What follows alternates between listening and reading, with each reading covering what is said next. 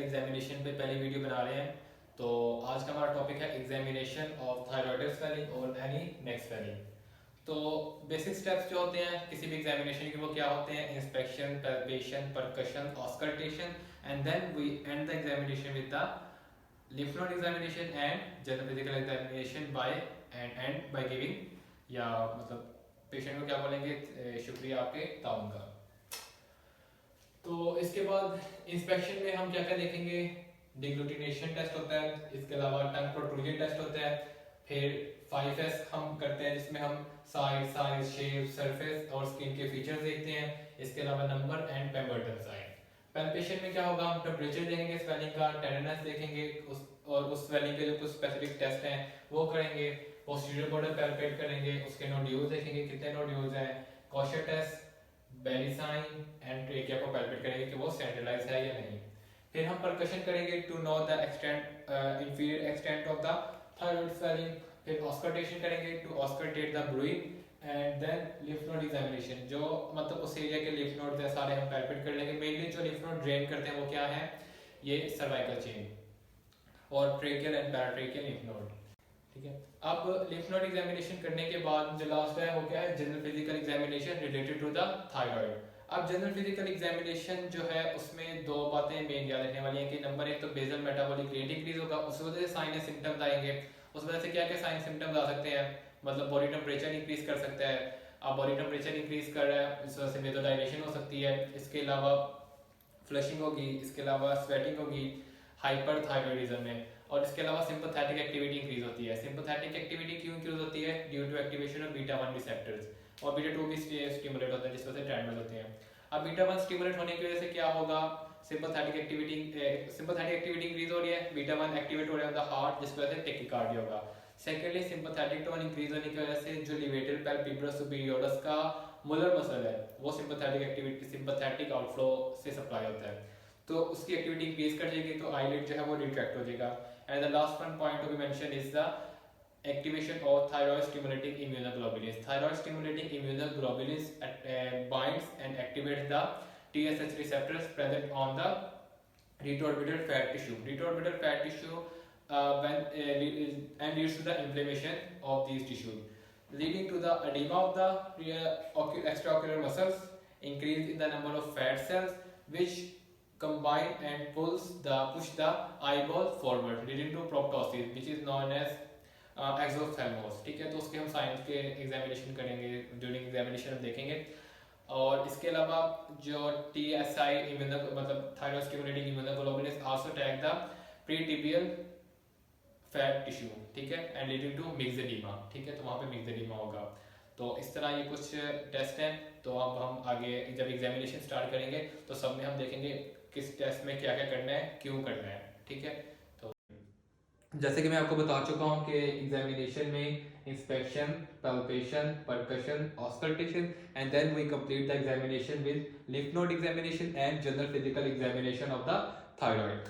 तो सबसे पहले तो हम जो नॉर्मल प्रोटोकॉल्स है, जो प्रोटोकॉल्स हमें फॉलो करने पड़ते हैं उसके बारे में बात कर लेते हैं। वो क्या क्या है कि हमने हमेशा प्रोसीड करना है from the right side of the patient. ठीक है, इसके बाद कंसेंट, ग्रीटिंग मतलब ग्रीटिंग लेंगे, उसके बाद कंसेंट होगी, और इसके अलावा एक्सपोजर वेरी इंपॉर्टेंट। ठीक है, उससे कहना है कि अपना बटन खोल ले, और मतलब हमें एक्सपोजर चाहिए ये वाली जो क्लेविकल है यहाँ तक, तो उसे कहना है अपना बटन खोल ले।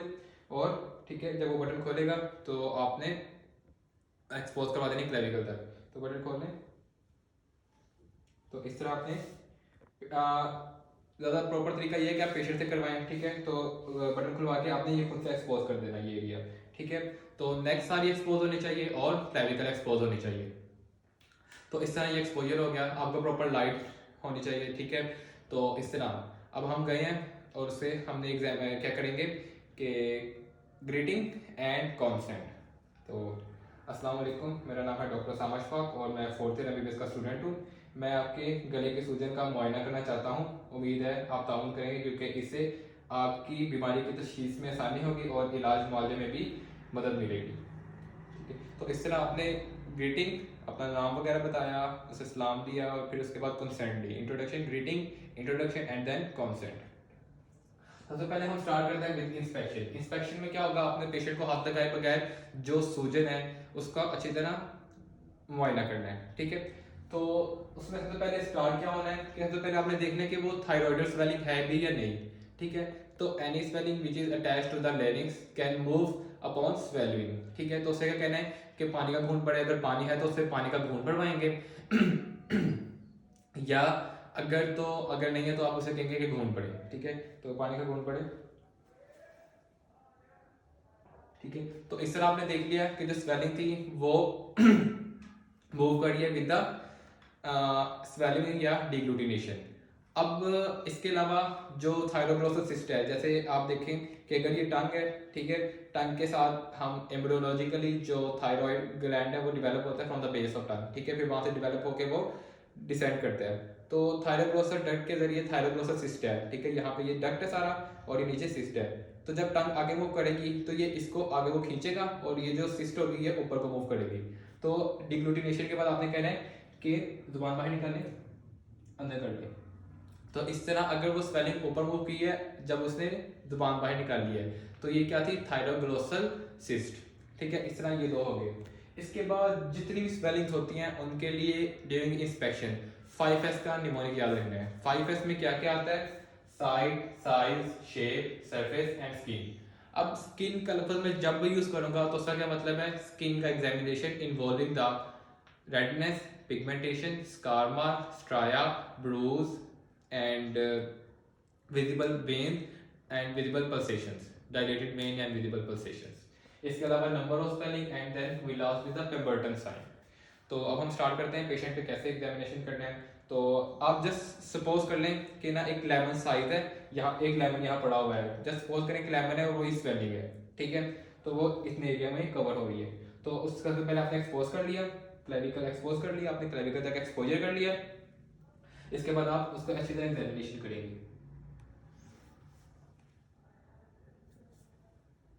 तो इस तरह आपने क्या क्या देखना है, साइड देखनी है। सबसे पहले आप साइड देखेंगे स्वेलिंग की, तो वो क्या है, swelling is present in front of the नेक या एंटीरियर ऑफ द नेक, ठीक है।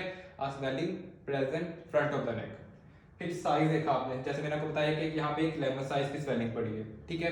फिर आपने इसकी शेप देखी कि वो राउंडेड है, वो मल्टी नोड्यूलर है, या वो सिंगल मतलब एक नोड्यूल है लार्ज सा, या छोटे छोटे मल्टी नोड्यूल्स हैं।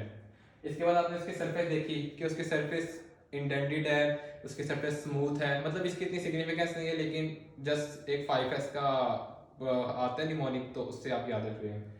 और एंड पे स्किन देख ली आपने, स्किन अच्छी तरह एग्जामिन कर ली, ठीक है।